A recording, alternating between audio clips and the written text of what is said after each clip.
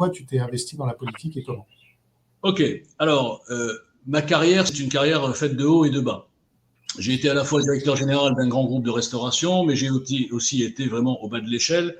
Je n'ai fait que monter et descendre. Donc, je n'étais pas du tout ni dans la politique, ni dans le syndicalisme, ni dans rien du tout. Un électeur RPR basique qui croyait encore à tout ça.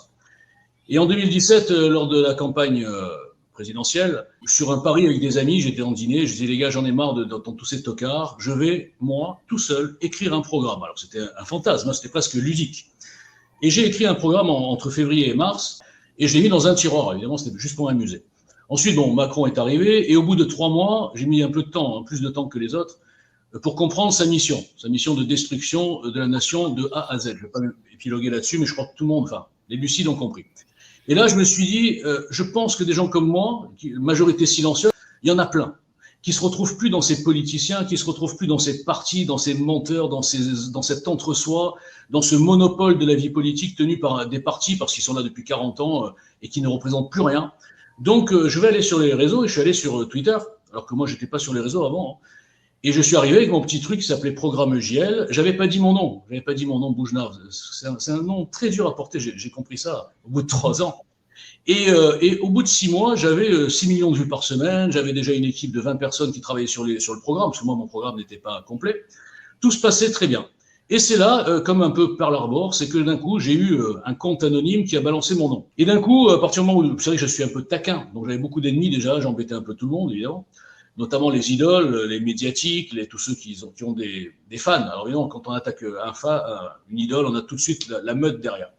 Et quand mon nom est sorti, alors là, c'était le festival de jazz à Jean-Lépin, puisque j'ai eu les royalistes antisémites, les islamistes, enfin, j'ai eu tout le monde sur mon dos, parce que d'un coup, ils ont dit « Ah, en plus, il s'appelle Bougenat ». Bon, bref, tout ça pour dire que j'ai donc monté ce mouvement qui s'appelle le JL Citoyen, qui est, je peux le dire aujourd'hui, avant-gardiste dans ses analyses. Dans ses analyses, c'est-à-dire tous les postulats sur lesquels était basé ce programme, qui ont été écrits entre mars 2017 et juillet 2017, hein, bien avant même de venir sur les réseaux, se sont confirmés. À savoir que le RN était un leurre, un outil du système, un outil, je dirais, involontaire, à savoir que les partis sont consanguins, à savoir qu'il n'y aurait jamais, je disais ça en 2017, d'union des droites, hein, des partis.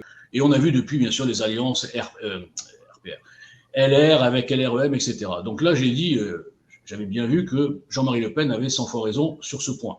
Ensuite, j'avais dit, le problème principal, au-delà des éléments programmatiques, de telle ou telle mesure, c'est la perte totale de la confiance des gens dans cette case, justement, de politiciens. Et je me dis, mais comment se fait-il que depuis 40 ans, on laisse des gens nous mentir en campagne électorale, raconter absolument n'importe quoi, être élus, et après, de par le système de la Ve République qui donne la majorité à l'Assemblée nationale, on a un type en roue libre, complètement, qui ne peut plus être jamais atteint. Et alors, pire encore, depuis qu'on a mis les législatives avec les présidentielles. Donc j'ai dit, il serait quand même pas très compliqué de changer le système en gardant les bases de la Ve et de mettre au point ce que j'ai appelé moi dans le programme le mandat impératif. Alors je vais pas faire un cours sur mon programme parce que c'est pas le sujet. Je reprends le truc. Donc moi j'ai eu donc un parcours pas du tout politicien et je suis donc un citoyen, si je sais pas, il faudrait inventer un mot. Je ne suis pas dans l'entre-soi, je ne connais personne, je suis boycotté depuis 4 ans, plus que toi, Jean. Parce que toi, déjà, t'es assez boycotté par rapport à la qualité de ton travail, c'est injuste, mais c'est comme ça. Les gens qui dérangent, les gens qui ne se plient à aucun code, les gens qui peuvent attaquer à droite comme à gauche, tant que c'est pour la vérité, n'ont absolument aucun allié, et c'est normal. Et quand on n'a pas d'alliés, d'amis, de copains dans les médias, on passe nulle part. Voilà. C'est un bon résumé, ça. Ah ouais, c'est un bon résumé. Donc, j'ai noté quand même que tu étais passé dans des médias dans lesquels j'étais pas passé, comme la Une TV. Voilà, on va pas faire une concurrence des plus censurés. Il faut reconnaître quand même qu'il y a un certain discours que toi ou moi nous pouvons porter sur certains points qui n'est pas audible aujourd'hui, simplement parce qu'il dérange. Que tu peux nous expliquer déjà pourquoi tu soutiens quelqu'un qui fait partie intégralement du système et qui est promu par le système matin, midi et soir depuis 15 ans, c'est le Français le plus médiatique. Aujourd'hui, il est soutenu par les mêmes qui ont soutenu Macron en 2017, donc tous les médias derrière lui comme Macron en 2017. Est-ce que tu peux nous expliquer pourquoi tu soutiens cette initiative, en quoi elle ne serait pas une manipulation de l'oligarchie? Alors, je vais reprendre juste depuis le début. Quand je suis arrivé en 2017, j'ai fait ce qu'on appelle un EGL Trombi. Je me suis dit par lucidité que jamais les Français habitués aux vues à la télé, aux médiatiques, ne pourraient voter pour un inconnu. Je pensais même pas à moi, hein, je pensais à un citoyen lambda. J'ai dit jamais, il ne faut pas rêver. En revanche, nous les citoyens, on pourra peut-être influencer et même écrire le programme d'un candidat demi-médiatique qui pourra lui avoir accès aux médias. Depuis 3 ans, donc j'ai interpellé tout le monde, tous les médiatiques, tous. Et Zemmour, je l'avais mis à l'époque dans le premier cercle, on va dire. De Villiers, Marion Maréchal, enfin bref, peu importe. Et puis d'autres gens pas politiciens du tout, genre Marc Trévidic, hein, ça n'a rien à voir. Bon bref. Et qu'est-ce que j'ai vu depuis 3 ans? J'ai vu qu'il était absolument impossible d'unir des mouvements citoyens différents. Parce que je le dis, on critique les politiciens, mais on est absolument pareil, moi notamment. On a un ego surdimensionné, on ne veut pas faire de concessions et on n'arrive pas à s'allier entre mouvements citoyens. Et pire encore, ça encore c'est pas grave. Le pire c'est ce que j'appelle moi les rebelles de sondage, c'est-à-dire 90% des citoyens, qui en sondage nous disent « nous n'avons plus confiance aux politiciens, nous n'avons plus confiance aux médias, tout le monde nous ment », d'accord ? Simplement, la seule légitimité qu'ils acceptent, c'est quand quelqu'un passe dans ces fameux médias auxquels ils n'ont plus confiance. Donc, ils ne comprennent pas que ce qu'on leur donne à manger, c'est le système. Et là, je vais répondre sur Zemmour. Ouais. Donc, j'ai dit, aujourd'hui, vu qu'on est à 6 mois de l'élection, vu que j'ai raté mon pari impossible, hein, de créer un truc complètement, un OVNI, hein, un objet politique non identifié, je l'ai raté. Mais je crois que j'ai pas de regret parce que c'était impossible. Et d'ailleurs, tout le monde l'a raté. Il n'y a pas de mouvement citoyen qui tient la route aujourd'hui. J'ai dit, alors il faut maintenant se tourner vers le moins pire. OK. Dans mes postulats, il y avait un truc stop politicien. J'ai mis ça en 2017. Construire autre chose et quoi avant qui. Alors, qu'est-ce qui se rapproche le plus de ces 3 choses? Alors, quoi avant qui? Personne ne se rapproche parce que c'est tous des qui avant quoi. Autre chose, ça se rapproche un peu, malgré ce que tu dis, mais je vais te répondre. Et stop politicien, bah, c'est le seul. Il y a une grande différence entre mettre en avant quelqu'un dans les médias et le porter, comme ça a été fait pour Macron. Macron était un demi-inconnu. Il est arrivé du jour au lendemain en une de Paris Match et on a commencé à lui créer sa légende. Ce n'étaient pas des articles qui l'insultaient, ce n'étaient pas des gens qui parlaient de lui, c'était des articles consacrés à la construction de cet outil.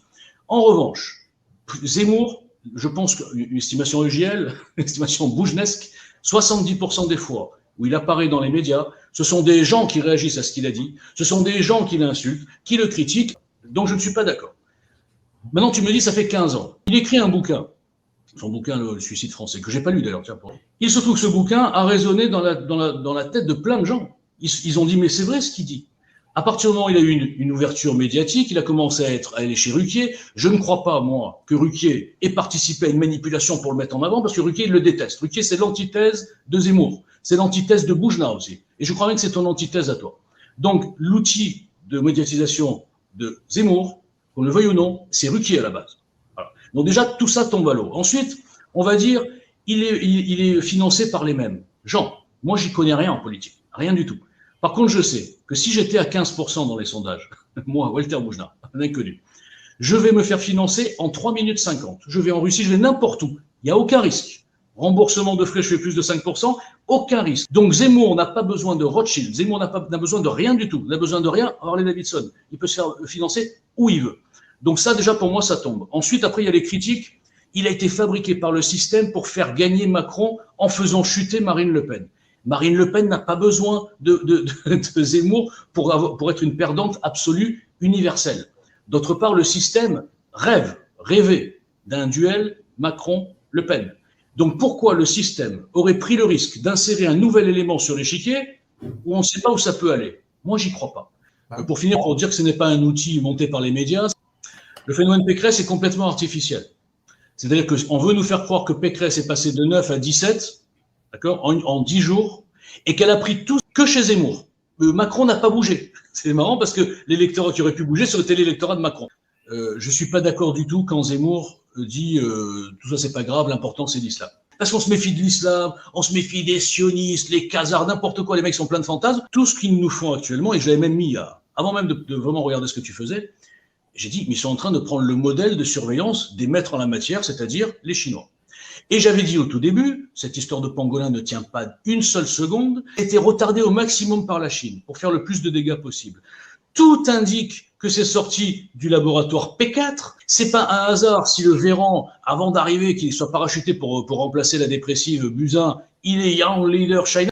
Je pense qu'au départ, c'est une attaque, je suis d'accord avec toi, chinoise. Une attaque économique pour mettre à plat toutes les économies mondiales. Je pense que c'est une alliance hétéroclite entre les globalistes mondialistes qui s'inspirent, tu l'as très bien, et là aussi tu m'as éclairé, leur fond de leur cerveau, c'est communiste. C'est-à-dire, c'est réduire encore plus que le capitalisme la caste dominante. C'est ça le communisme, au fond. Moi, je suis d'accord avec ça. Hein. Bon, alors pour l'instant, tu es d'accord, mais après, tu ne vas pas être d'accord. C'est que, je crois. Parce que moi, je crois que ces mondialistes ils ont fait une croix sur la Chine. Ils ont dit, bon, ok, on va faire notre petit truc, mais la Chine, on va les laisser parce qu'ils vont nous aider. Donc, ils laissent la Chine d'un côté et ils vont faire leur espèce d'empire, sauf la Chine et sauf la Russie. Ils n'osent pas toucher. Donc, ce sont des alliés de circonstance à intérêts convergents. Il y a dedans des intérêts, bien sûr, financiers. C'est un braquage des caisses publiques comme on n'a jamais vu, parce que c'est incroyable, avec des directeurs des achats qui sont tous placés. Il y a des intérêts politiques, une dictature qui est complètement assise par des mesures liberticides et un espèce d'alibi pandémique qui ne rime à rien. Les francs-maçons sont à la manœuvre, c'est-à-dire qu'ils veulent éloigner les hommes du spirituel. Ils veulent les faire rentrer dans un monde complètement scientiste, ou je ne sais pas comment on dit, où il n'y a plus de liberté. Tout doit être sous contrôle de ces gens qui se pensent tellement supérieurs que contre l'avis des peuples, ils veulent organiser le monde à leur façon. Et donc, cette alliance monstrueuse, hétéroclite, de francs-maçons, de globalistes et du Parti communiste chinois fait un monstre comme on n'en a jamais vu. Le nazisme, c'est la rigolade à côté, en termes de puissance.